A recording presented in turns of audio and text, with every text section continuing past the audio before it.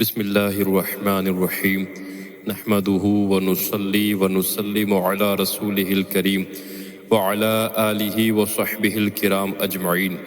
છેલ્લા દર્સમાં આપણે વુઝુ શું છે એ સમજી લીધું છે કે વુઝુ એક ખાસ પ્રકારની સફાઈ છે જેનો શરીયત તરફથી હુકમ છે। મૂળ રૂપે વુઝુમાં 4 કામ કરવાના હોય છે જેને વુઝુના ફર્ઝ કહેવામાં આવે છે। વુઝુમાં 4 ફર્ઝ છે। નંબર 1 મોઢું ધોવું, નંબર 2 કોણી સહિત બંને હાથ ધોવા, નંબર 3 માથા પર ભીનો હાથ ફેરવવો અને નંબર 4 ઘૂંટી સહિત બંને પગ ધોવા। આજે આ ચારેય ફર્ઝની વિગતવાર વાત કરવી છે। ફર્ઝ છે એટલે કે આ 4માંથી એક પણ કામ ન થાય તો વુઝુ થયું ગણાય નહીં। આ 4 ફર્ઝમાં 3 ફર્ઝોમાં ધોવાની વાત કરેલ છે અને એક ફર્ઝમાં ભીનો હાથ ફેરવવાની વાત કરેલ છે। ધોવું એટલે શું? શરીયત મુજબ ધોયું એમ ક્યારે ગણાય? કોઈ અંગને ધોયું ત્યારે ગણાય જ્યારે એ અંગના એક ભાગ પરથી પાણીના 2 ટીપા વહી જાય। 2 ટીપા વહી જાય મતલબ કે ખાલી પલળી જવાથી કે તેલની જેમ પાણી ચોપડી લેવાથી ધોયું ગણાશે નહીં। અને ભીનો હાથ ફેરવવો જેને મસાહ કહેવામાં આવે છે, મતલબ કે એ અંગ પર ભીનાશ પહોંચાડવી। મસાહમાં ધોવાનું નથી હોતું, ફક્ત ભીનો હાથ ફેરવી લેવામાં આવે છે। વુઝુનું પહેલું ફર્ઝ એટલે કે એકવાર મોઢું ધોવું એનો હવે વિગતવાર વાત કરીએ છીએ। ધોવાનો મતલબ સમજી લીધો છે। હવે મોઢું ક્યાંથી ક્યાં સુધી છે એ સમજીએ। મોઢું એટલે કે ચહેરો। ચહેરો ક્યાંથી ક્યાં સુધી છે? તો લંબાઈમાં સામાન્ય રીતે જ્યાંથી માથાના વાળ ઉગતા હોય ત્યાંથી લઈને દાઢીની નીચે સુધી અને પહોળાઈમાં એક કાનથી બીજા કાન સુધી ચહેરો ગણવામાં આવે છે। કાન ચહેરામાં દાખલ નથી। આટલા ભાગમાં જેની વાત કરી, ચામડીના દરેક ભાગ પર એક વખત પાણી વહાવવું એ ફર્ઝ છે। જેના માથાના વાળ ખરી ગયા એ પણ સામાન્ય રીતે જ્યાંથી વાળ ઉગતા હોય ત્યાંથી જ ચહેરો ગણશે અને ત્યાંથી જ ધોવાનું ચાલુ કરશે। સામાન્ય રીતે જ્યાંથી વાળ ઉગતા હોય, કોઈને તેના કરતાં નીચેથી વાળ ઉગવાના શરૂ થઈ ગયા હોય તો તેના માટે જે આ વધારાના વાળ છે તેને જડ સુધી ધોવા ફર્ઝ છે। મૂછ, નેણના વાળ જો ઘાટા હોય એટલે કે નીચેની ચામડી ન દેખાતી હોય તો નીચેની ચામડી ધોવી ફર્ઝ નથી, વાળ ધોવા ફર્ઝ છે। અને જો એ વાળ ઘાટા ન હોય એટલે કે નીચેની ચામડી દેખાતી હોય તો વાળ અને નીચેની ચામડી બંનેનું ધોવું ફર્ઝ છે। દાઢીના વાળ ઘાટા હોય એટલે કે નીચેની ચામડી ન દેખાતી હોય તો જેટલા વાળ મોઢાની જે હદ બયાન કરી એ હદમાં આવતા હોય એનું ધોવું ફર્ઝ છે, ચામડીનું ધોવું ફર્ઝ નથી। અને જો આછા હોય તો ત્યાં હવે ચામડીને ધોવી પણ ફર્ઝ છે। હોઠનો એ ભાગ જે સામાન્ય રીતે મોઢું બંધ હોય ત્યારે બહાર દેખાતો હોય છે તેનું ધોવું ફર્ઝ છે અને જે છુપાયેલો રહે છે તેનું ધોવું ફર્ઝ નથી।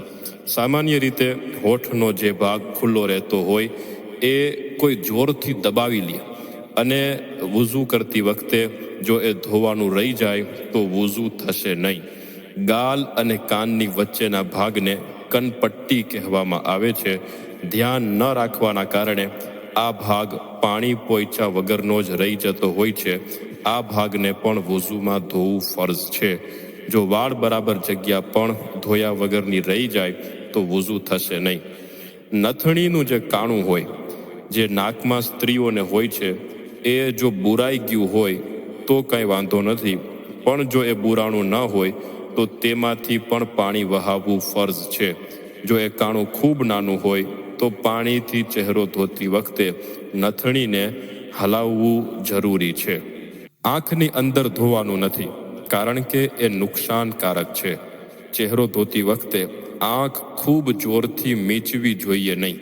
આંખના ખૂણા એટલે કે નાક પાસેની જગ્યા ત્યાં પાણી વહાવવું ફર્ઝ છે। સૂરમાની કોઈ પોપડી આંખના ખૂણામાં કે પાપણમાં લાગેલી હોય તો તેને દૂર કરીને વુઝુ કરવું જરૂરી છે। જો ખબર ના હોય અને વુઝુ કરી લીધું કે આવી કોઈ વસ્તુ આંખના પાંપણમાં લાગેલી છે અને નમાઝ પણ પડી લીધી, તો હવે વુઝુ પણ થઈ જશે અને જે નમાઝ પડી એ પણ થઈ જશે. પાંપણનો દરેક વાળ જળ સુધી ધોવો ફર્ઝ છે. જો તેમાં કીચડ વગેરે કોઈ સખત વસ્તુ અટવાઈ ગઈ હોય તો તેને છોડાવવી એ ફર્ઝ છે. વુઝુના પેલા ફર્ઝની વાત કરી કે એકવાર ચહેરો ધોવો. વુઝુનું બીજું ફર્ઝ એકવાર કોણી સહિત બંને હાથ ધોવા. જો કોણીથી લઈને નખ સુધીની કોઈ જગ્યા વાળ બરાબર પણ ધોવાની રહી જાય તો વુઝુ નહીં થાય.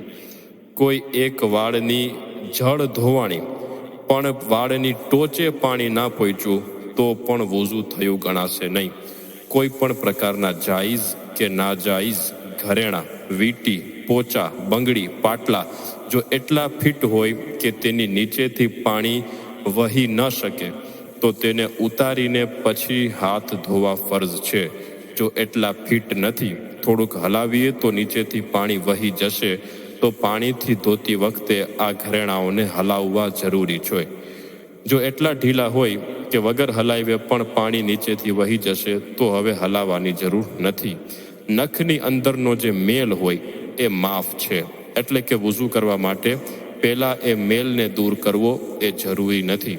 હા, જો બીજી કોઈ વસ્તુ લાગેલી હોય જેના કારણે પાણી ચામડી સુધી ન પહોંચે તો તેને છોડાવવું જરૂરી છે, જેમ કે લાલી, નેલ પોલિશ. તો જો એના કારણે પાણી નખ સુધી ના પહોંચે તો વુઝુ નહીં થાય. એવી જ રીતે લિપસ્ટિક કે વુઝુ કરતી વખતે લિપસ્ટિકના કારણે જો હોઠ સુધી પાણી ના પહોંચ્યું તો વુઝુ નહીં થાય. ત્રીજું ફર્ઝ છે એકવાર માથા પર ભીનો હાથ ફેરવવો, એટલે કે માથાનો મસાહ કરવો. ચોથા ભાગના માથા પર ભીનો હાથ ફેરવવો ફર્ઝ છે. મસાહ કરવા માટે હાથ ભીનો હોવો જોઈએ. પછી એ ભીનાશ બીજા અંગો ધોયા પછીની હોય કે નવેસરથી પાણી લઈને હાથ ભીના કર્યા હોય. માથા પર વાળ હોય તો વાળના ચોથા ભાગ પર ભીનો હાથ ફેરવવો ફર્ઝ છે, અને જો ના હોય તો ચામડીના ચોથા ભાગ પર ભીનો હાથ ફેરવવો ફર્ઝ છે. વુઝુનું ચોથું ફર્ઝ એકવાર ઘૂંટી સહિત બંને પગને ધોવા. ઘૂંટીથી લઈને નખ સુધીની કોઈ જગ્યા વાળ બરાબર પણ ધોવાની રહી જાય તો વુઝુ નહીં થાય. પગના ઘરેણાઓનો પણ એ જ હુકમ છે જે હાથના ઘરેણાઓનો છે. આ ચારેય ફરજોની વિગતથી વાત કરી. યાદ રાખો, આપણે હનફી લોકોમાં વુઝુમાં નિયત ફર્ઝ નથી, એટલે કે નિયત ન કરે તો વુઝુ જ નહીં થાય એવું નથી. માટે કોઈના વરસાદમાં ચહેરો, હાથ, પગ ધોવાઈ ગયા અને ચોથા ભાગના માથું ભીનું થઈ ગયું તો એનું વુઝુ થઈ જશે. એવી જ રીતે કોઈએ 225 ચોરસ ફૂટથી વધારે પાણીમાં કે વહેતા પાણીમાં ડૂબકી મારી તો વુઝુ થઈ જશે. બીજું કે જે વસ્તુની વ્યક્તિને સામાન્ય રીતે કે પછી કોઈ ખાસ પરિસ્થિતિમાં જરૂર પડતી હોય અને તેનું ધ્યાન રાખવામાં કે શરીર પર ન લાગી જાય એ મુશ્કેલ હોય તો એવી વસ્તુ વુઝુના જે અંગો ધોવાના છે ત્યાં લાગી જાય અને તેના લીધે ચામડી સુધી પાણી ન પહોંચી શકે તો પણ વુઝુ થઈ જશે, કારણ કે તેને માફ રાખવામાં આવ્યું છે.